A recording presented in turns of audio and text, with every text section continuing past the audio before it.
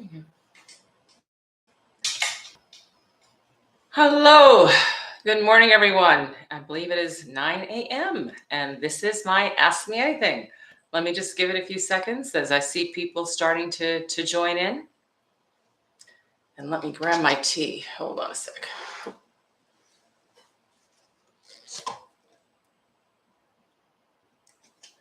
And happy Juneteenth to those of you that are indeed celebrating Juneteenth today.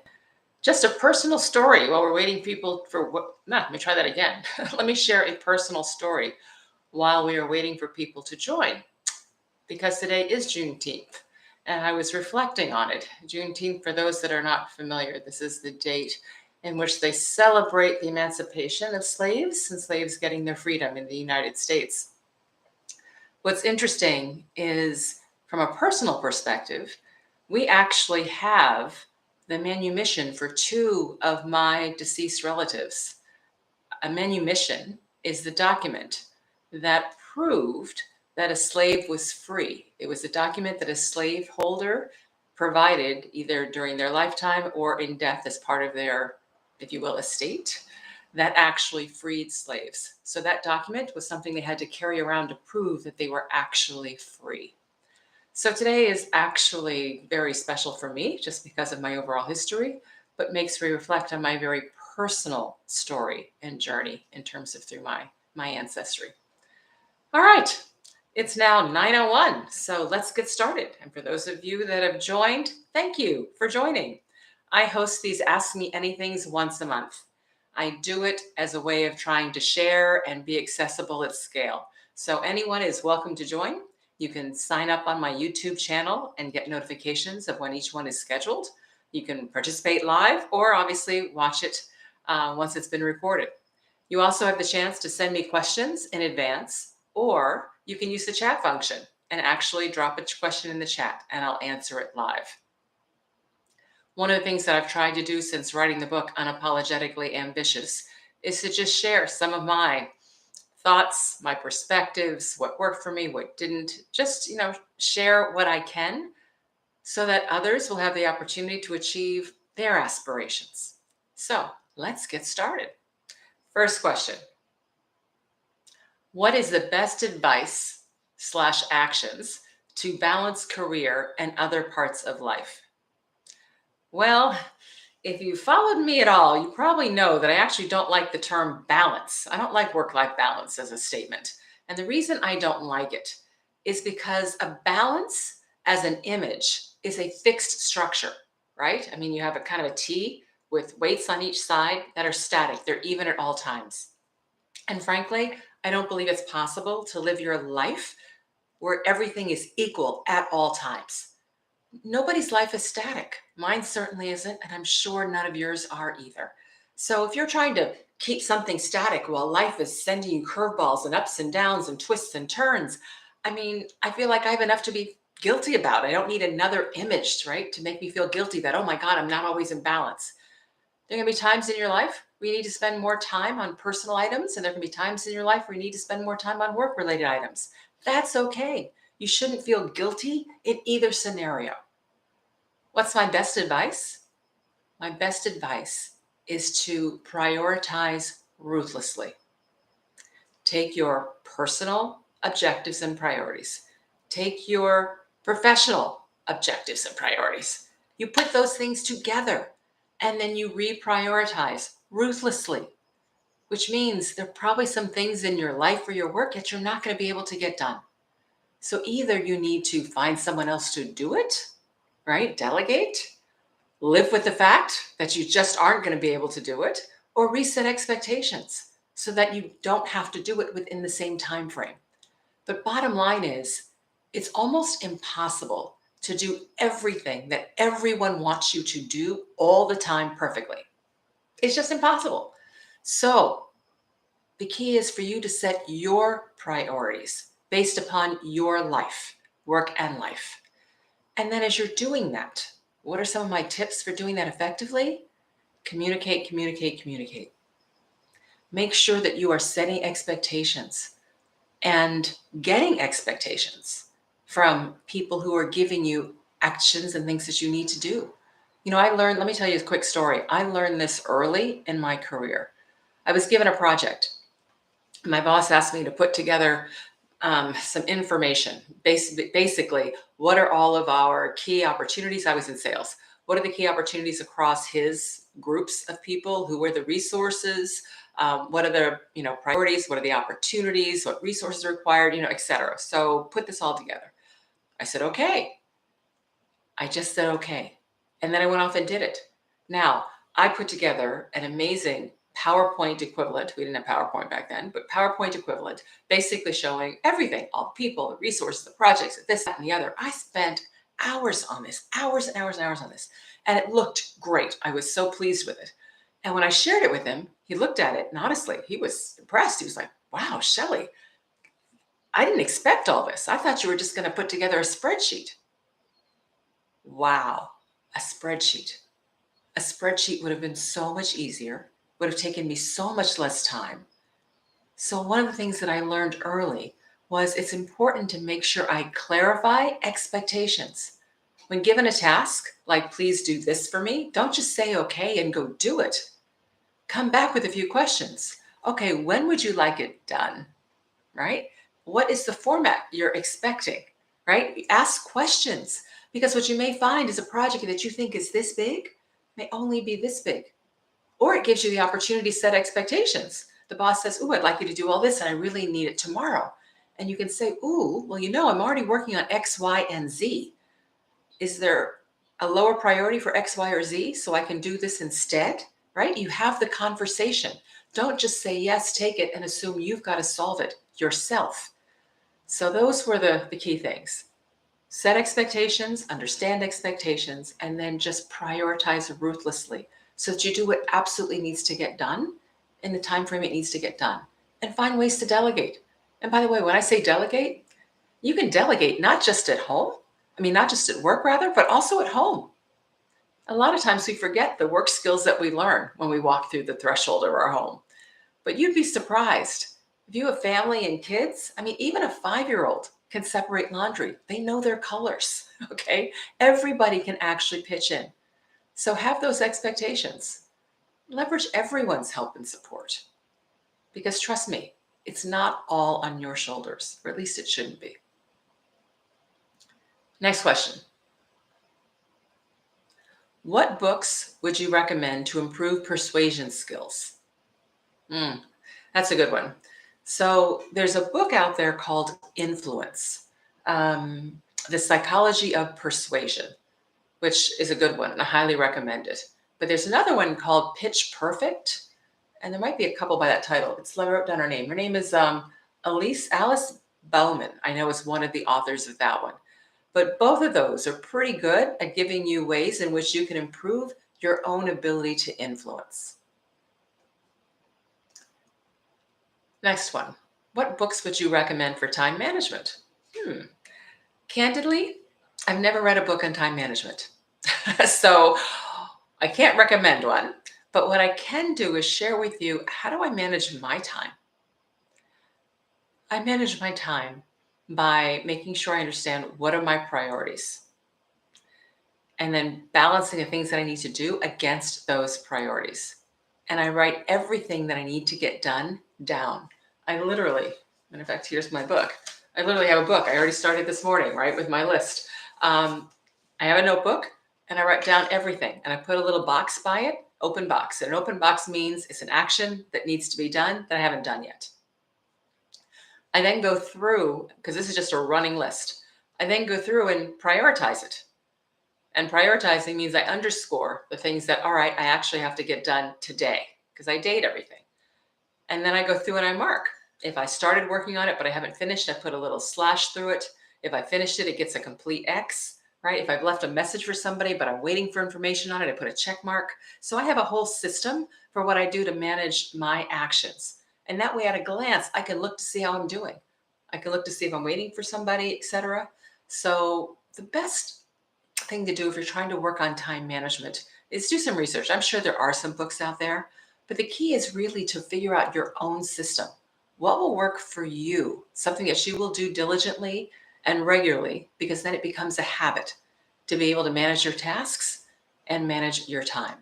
But one of the things that I also do is at the end of every quarter, roughly, I go back and look at my calendar to ensure that I'm actually spending my time on those areas that are important to me. It's another piece of advice I got early in my career was manage your calendar. And trust me, when I got the advice, I didn't even understand it. What do you mean manage my calendar? I don't even control my calendar. Early in my career, I felt like my time was being, if you will, taken by everybody else. My boss scheduled meetings, team scheduled meetings, right? Things just happened to me. I didn't really feel like I owned my calendar. But as it turns out, I did own my calendar.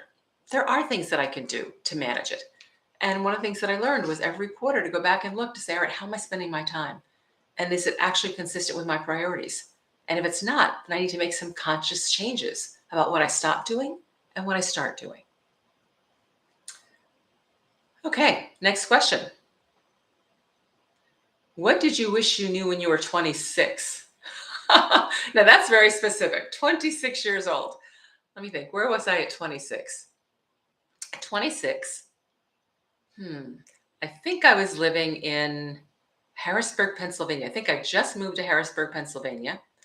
And I had just given birth to my son. Yeah, that timing sounds right. So that's where I was. I was married. I had 2 children, one brand new. What do I wish that I knew back then? Back then, I wish that I understood how important self-care was because I was about to enter a really challenging time and I didn't understand how important self-care was. I also wish I understood that I could choose what I wanted to be judged on and not to feel that I'm being judged on everything and therefore I've got to be perfect at everything. Those are probably the big 2 things. Let me just unpack the judgment thing for a minute because this is something I find affects a lot of people. We live in a world that is very judgy and very judgmental, my opinion. All you have to do is to look at posts and feedback and media, etc., right? Everything in the world is telling you everything should be perfect, right? You should look perfect and dress perfect. You should have perfect family, perfect house, perfect job, perfect car, perfect, I mean, everything, right? Perfect vacations and trips and, right? Everything should be just this perfect thing. And so we actually try to be perfect in all those things, which is ridiculous. Ridiculous. And trust me, I was trying it too until I got to the point where I just burned out. The key is you actually can decide what you want to be judged on, what you're willing to be judged on, and what you're not. And when you do that, it allows you to let go of things that frankly aren't important to you. We just think they're important to someone else, right? But if they're not important to you, then you don't have to spend time and energy on them. So you can take that time and energy and put it on the things that you think are important. So that's one. And the other one that I touched on, which is the importance of self-care, you only have one body and you only have one mind. And it's really important to take care of it, both of them, as you're going through your life. So you've got to find time to practice self-care and take time to understand what does self-care look like for you. I learned the hard way. I actually went through a depression, the whole bit. I talk about this in Unapologetically Ambitious, my book. And what I learned coming through that was that I wasn't practicing any self-care. And it wore me out and frankly put me into a depression. And I learned through therapy, so get help if you need help, that I really needed 3 things for self-care. I needed to eat 3 meals a day, which I know sounds a bit ridiculous. Of course, everybody eats breakfast, lunch, and dinner, right? No, I don't mean grab a granola or cup of coffee and whatever. No, I mean a real meal. I need 3 meals a day. I also need to exercise on a regular basis, and I need to interact at least twice a week in some type of social engagement. When I do those 3 things, I feel strong and I can handle anything. So figure out what that is for you. Next question. Finishing grad school and job hunting can be anxious and uncertain. That's true. What actions do you advise to take to land a preferred job? All right. First thing is realize that you are starting your career. You don't have to go get that perfect job. Right now, what you're trying to do is to get jobs that will enable you to build skills and knowledge and capabilities that you can continue to leverage throughout your career. So, first, always start with networking. If you've been to grad school, then you've got to network. Your professors, fellow students, right? You may have engaged in some projects or extracurricular activities. Anyone that you interacted with is now part of your network. And so reach out to them. Ask them for advice, suggestions. Ask them who they think you should speak to, right? Do they know anyone that might be helpful as you build your career journey, right? So leverage that network. And by the way, everybody has a network. People tell me, oh, I don't have a network. Yes, you do. Everyone does. Anybody that you know or that you've met or that you've engaged with, they are part of your network. You just have to reach out and tap them. And here's the key. I say it all the time. Asking for help is a strength. It's not a weakness. So don't worry about asking people for help, even if you don't know them very well, right? Just approach it that way. You can say, hey, Susan, we spent time together in XYZ class, and I've always admired how you think and blah, blah, blah, blah, blah. I'm looking for a role in such and such, right? Do you have any advice for me? Or do you know anyone that I might speak with, right? Just ask. The worst that can happen is they say, no, I don't. And you know what? You're no worse off than before you ask the question. So ask everybody. People at the gym where you work out, people where you in your neighborhood where you walk, right? It can be neighbors, people at the place that you worship. It can be wherever you meet people. All those people can be your network. You never know who can help you. I'm a big believer in tell the universe what you need and what you want and what you're looking for. So the universe can help you. Because if they don't know, they certainly can't help you. So give them a chance. The other thing is do your homework and research. The jobs or industries that you're interested in, look to see, right? What are their backgrounds? What skill sets do they look for? What jobs are opening in the industries? Which companies are in those industries are growing? Because companies that are growing are ones that tend to need the resources. Next question. I had a great interview. I think the interviewer and I realized that the job needed to be tweaked to fit both our needs. I've never had to do that before, and I'm looking for guidance.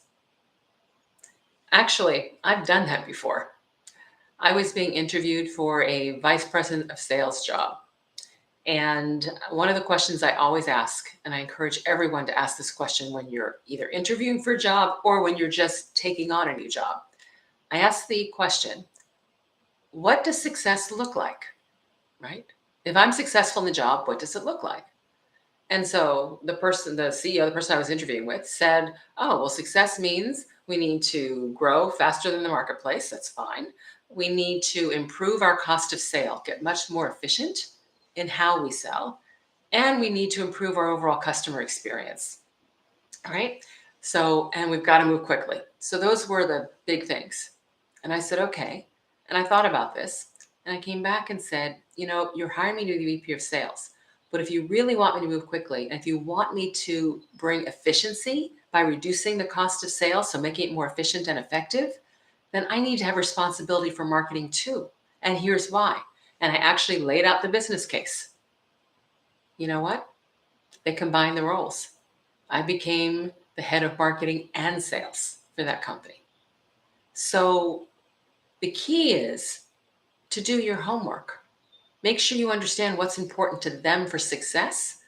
And if the job description that they're trying to hire you for doesn't match that, then take the opportunity to actually explain what would give them the success that they're looking for. So that's how to approach it. So come back with a business case on why the job should be tweaked or the responsibilities should be changed or whatever it might be. Trust me, the company wants to be successful. So most are willing to listen. They may not agree at the end, and that's okay. You still did what was right because you also don't want to be in a position where you're in a role that won't be successful because of the way that it's defined. So don't be afraid to do that. But the key is to be humble when you do it, right? You don't say, oh, that'll never work. Here's what you need to do instead. No, you come to it with something different, right? If this is what you want, here's how I think you can achieve that in a better way. Okay, next question. Oh, and thanks for the feedback. By the way, I'm monitoring chat, so feel free to drop questions into the chat, comments, whatever. Okay, here's one.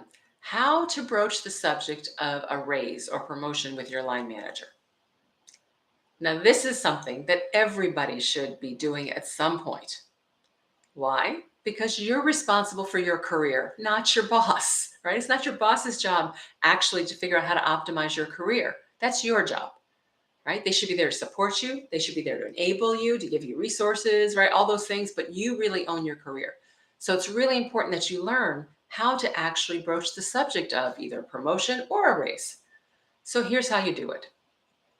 First of all, you want to make sure that you are actually doing a good job, that you are exceeding expectations in the role that you have. So always start there, right? Have a conversation with your boss. Hey, I just want to do a quick check-in, right? Here's what you told me that you wanted. Here's what success looks like. Remember, because you asked that question earlier. Here's what you said success looks like. Here's what I've been doing. I would really like to know, am I meeting your expectations? Am I exceeding your expectations? Right? If they come back and just say, oh, you're meeting expectations, then it's probably not time to ask for a promotion, right? What you want to then ask is, what do I need to demonstrate? Or what skills do I need to have to actually exceed your expectations? Ask the question. And then when they give you the answer, write it down. Make sure they see you writing it down. Why? Because what you're doing is you're actually making them now accountable for their feedback to you. They give you, here's the things I want to see, you write them down, and now you do them. And then you come back and checkpoint. Okay, you mentioned such and such and such and such, and here's what I've done to achieve or do that, right? How am I doing now? Because what you're looking for is you want them to say that, yes, you're doing a great job and you are exceeding expectations, right? Or you're nailing your responsibilities, whatever it might be. Now, once you have that, now is the time that you can ask for a raise or a promotion. You can say, excellent, because I've been wanting to talk to you about my personal aspirations, right? Really simple. Now, if you're looking for a raise, what you say is, I've done the work. And by the way, always do the research and know what your role is worth. And it's very easy to do that with the web today. So then you come back, if it's for raise, then you can say, I've been doing the research, and given the role and the impact that I have at this company, I actually think that I deserve a raise or an increase. And I'd like to talk to you about that.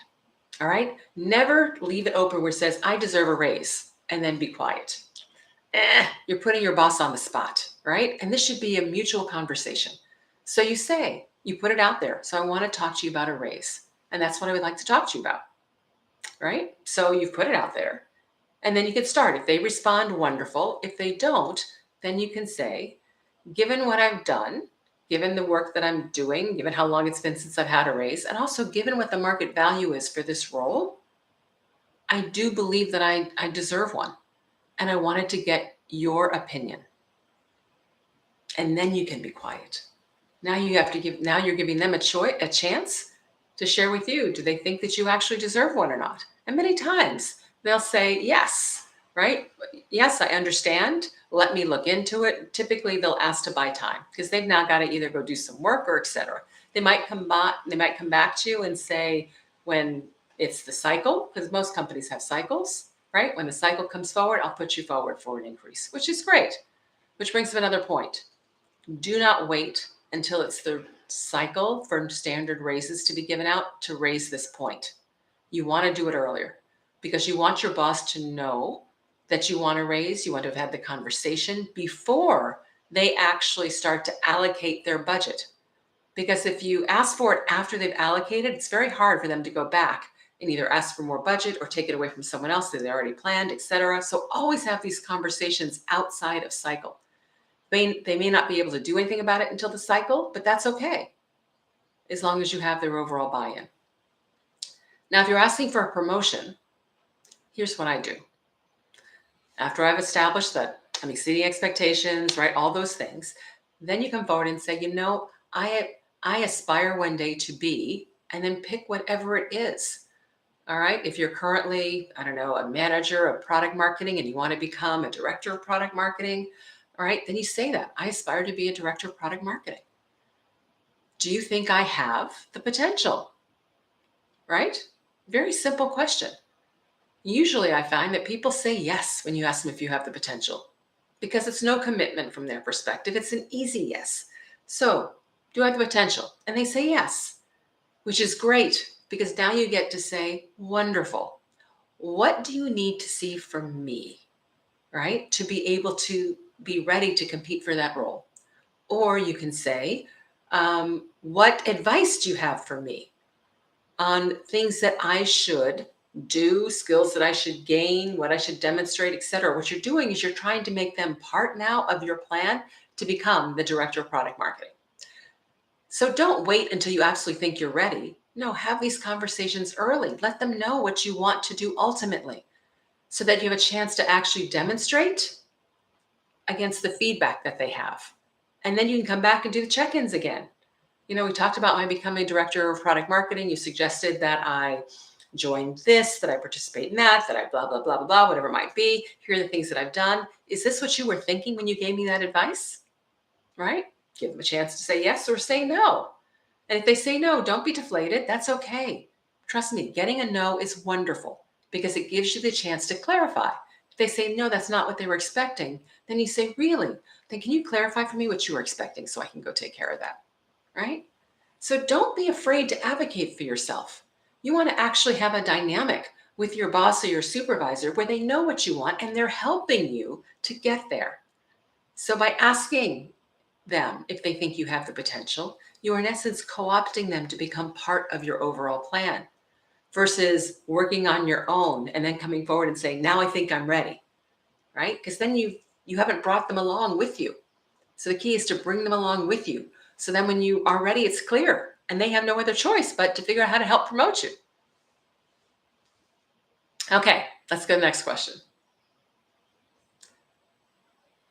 What would you say for a 19-year-old with regards to the future of jobs? That's a very broad question. Here's the good news. The good news is the kinds of jobs that are out there are always evolving because business is evolving, technology is evolving. So what do I think about the future? I think the future is very bright. Right now, especially, there are so many companies that are struggling, frankly, to find skills and resources to meet their overall needs. My biggest advice to a 19-year-old is to look at the skills that are in high demand. Look at the roles that are in high demand and build those skills. By having skills that are in high demand, it gives you more power in your ability to make choices about what job, what company, what place you want to work. Building your career is really all about building a set of skills that can help you add value to your company, right? That's really the name of the game here. So if you're 19 looking up, it's really easy to do the research. What are the jobs in most demand, right? What are the skill sets that companies are struggling to find, right? Look, you can do searches on these. While you're in college, build those skills so that when you come out, you'll be in high demand and it will be your choice of what type of job you take. Next question. How would you suggest that someone early in their career go about building thought leadership based upon lessons learned or books read, etc.? If you're early in your career, really early, it's hard to be a thought leader on something. So I'm not quite sure where you're trying to get on this. If you're trying to build specialty, meaning if you want to be known, right, for something, for a specific skill or a specific capability or whatever it might be, right, that's one thing. But thought leadership usually comes from a combination of experience and not just in one thing, but in several things, so that you can build a broad, right, area of thought. So it usually comes at least, mid-career versus early career. But if you're trying to be known for a certain skill set or a certain area, then my big advice there is invest in yourself. Invest in yourself. Spend the time to go build it. If you want to become, an expert in artificial intelligence, then do that. Read everything you can on it. Follow the people who are currently considered the thought leaders, right? Attend conferences. Try to pull people together who are interested in artificial intelligence so that you can become known as someone who's really into artificial intelligence. And then over time, you can build up that overall thought leadership. But for any area, if you want to become a specialist, then you've got to invest in yourself. And invest in yourself is building the knowledge, the skills, but it's also taking the time to put yourself in places where other people who are focused on that same area are, right? Doing research, you can publish articles, right? Once you've built that overall research, all those things help identify you as an expert in that particular field or arena. Next one. When you are the boss, how do you check yourself to ensure that you're being effective? Oh, this is a great question. Because one of the things that I found is that the higher you rise in an organization, the harder it is to actually get feedback. I find that people don't want to tell you what they really think because they're afraid of ramifications, they're intimidated, whatever it might be. So as a boss, it can be hard to find out, hey, am I doing a good job or I'm not doing a good job? Because if you just ask your employee, hey, how am I doing? They're going to say, oh, you're doing fine, right? To your face. So what you have to do is make it easy for them to give you feedback. Because trust me, as the boss, you are intimidating. So if you tell them, oh, how am I doing? Or, do you have any feedback for me? Right? Odds are they're not going to give it to you straight. They may hint at it, but they're not going to give it to you straight. So the best thing to do is to make it easy. How do you make it easy? Instead of saying, do you have any feedback for me? What you can say instead is pick an area that you're focused on. Like for instance, maybe it's communications. You can say to an employee, one of the things that I've been working on is trying to improve my communications to make sure as a team we're all on the same page. Is there anything that you can suggest that I do to help improve the communications that I put out? All right, now you've asked for something very specific and you've told them that you want it. So you've told them or asked them in a way in which if they give you feedback, they're actually helping you. People want to be helpful, right? So that's what I mean by make it easy. Making it easy is asking specific, letting them know you're trying to improve, and you're asking them for advice on how to help you improve. So that's the best way to get feedback. Now, one of the ways that you can figure out whether or not you're being effective is how is the team doing? Hold on a minute.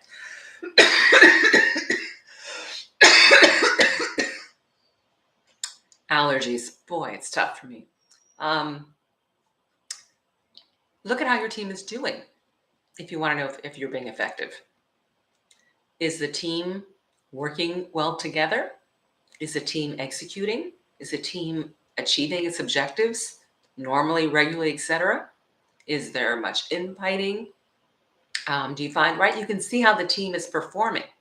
And if they're performing well, that's a good sign. If they're not performing well, if you're constantly having to course correct or intervene or try to connect people together, then you're not being as effective as you need to be as a leader. Because a leader's job is to not only create more leaders, but it's to enable a team to be as effective as possible while each individual can thrive and grow. So you can look at overall performance to determine whether or not you're being effective. And then as you're looking at areas in which you're trying to improve, just ask for specific feedback. And I find people will give it to you if you make it easy for them to do so. All right, here's another question. I'm looking for career opportunities in the US.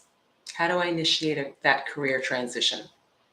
I don't know that I'm necessarily an expert on this, but I would approach it very much the way I approach looking for any job, which is whatever country I'm in, because I'm assuming you're not in the US, Look to join a company that is a US-based company rather, that may have offices in your country. Then you can establish yourself. It's easier to move within a company from one location to another than not. So that would be the first. Second, look for people that you know who have either worked internationally, have connections with people who've worked internationally, and leverage them. Ask them what advice they have for you as you're driving. And third, build skills that are in high demand. Goes back to my earlier point for the 19-year-old, which is if you build skills that are in high demand and in short supply, then odds are much higher that you'll be able to work where you want to work than not. So that would be my other piece of advice. All right. I've actually just gone through all the questions that came through in advance. Let me give it a minute to see if there's any other questions that people want to enter into the chat, and I will monitor the chat. But I do thank you all for tuning in to the Ask Me Anything. Oh, here's one. All right. I have Chiara from Italy just wrote in to say, Shellye, thank you very much for the AMA sessions. I'm so glad that you find these helpful, Chiara. And it was wonderful to see you in Italy last month. All right. Any other questions for me? Okay. If not, then let me say thank you very much for participating. Let me encourage all of you, own your ambition, own your career. Go after what it is that you want with intentionality and with purpose, and you'd be surprised at what you can accomplish. And if you want more, read my book, Unapologetically Ambitious. I share a lot about how to get what you want out of life, personally and professionally. All right, everyone, have a great day. Bye.